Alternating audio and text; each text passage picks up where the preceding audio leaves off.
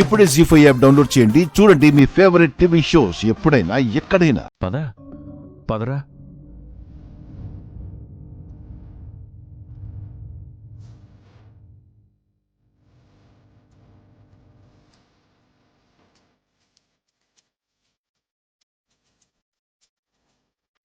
నమస్కారం బావగారు, బాగున్నారా? మీరెలా ఉన్నారు? ఏరా అబ్బాయి, ఎలా ఉన్నావు? కనిపించట్లేదు. ఇల్లు వాకిలి వదిలిపెట్టి ఎక్కడో ఉండడం ఏంటి? వచ్చి ఉండరా అంటే వింటే కదా. ఏంటో లేక కొంతమంది అల్లాడుతుంటే ఉండి వీడు బయట తిరుగుతున్నాడు. సర్లే, వాడికి నచ్చినట్టు వాడిని ఉండలేవండి. ఎక్కడ అమ్మాయి? నేనేదో తప్పు చేస్తున్నానని వాడిష్టానికి మాట్లాడాడు కదా. ఆ అమ్మాయిని నీ కళ్ళ ముందే నిజమేంటో చెప్పి నిరూపిస్తాను. అందరి ముందు గొడవెందుకు శౌర్య? ఆ అమ్మాయి గదిలో ఉంది చూడు. అయితే నేనే వెళ్ళి చూస్తాను. నేను ఇప్పుడే వస్తాను ఛాయ.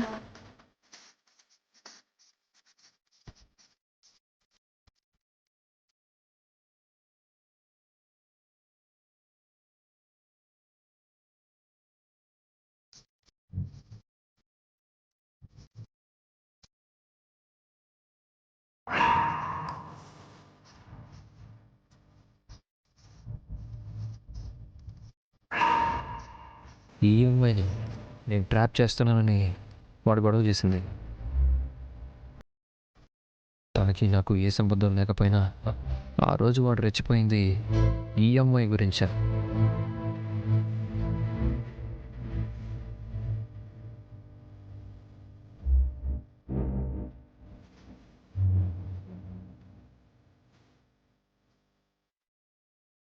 చూసావా అమ్మాయిని? నన్ను ఇష్టపడే అమ్మాయి ఈ అమ్మాయి ఒకటి కాదు.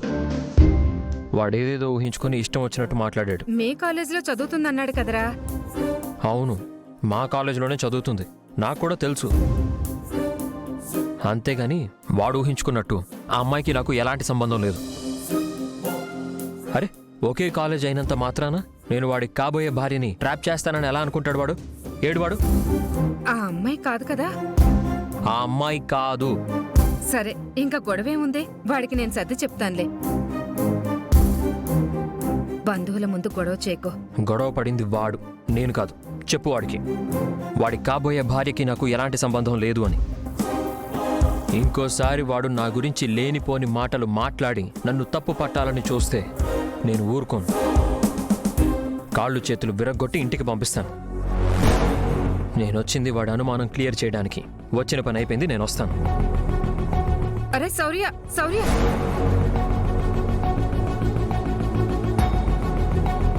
ఛాయ, ఇంకా ఇక్కడ ఉండడం నా వల్ల కాదు. వెళ్దాం పదా.